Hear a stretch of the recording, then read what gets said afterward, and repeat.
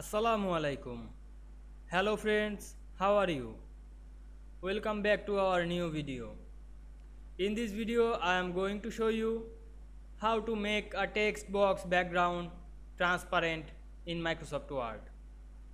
Let's get started. Firstly, we have to open a Word document. Then we make text box background transparent. Go to the insert menu and click the text box. Then choose a text box to create text box. Then we click the text box and go to the format menu. Then click shape fill. Then click no fill. Now this text box are no fill or no background color. This is a transparent text box.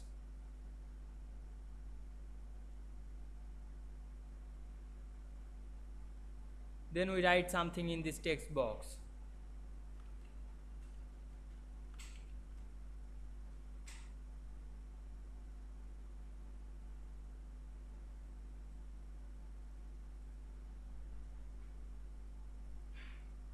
I hope you enjoy the video. Please like, comment, share and subscribe my YouTube channel. Thanks for watching.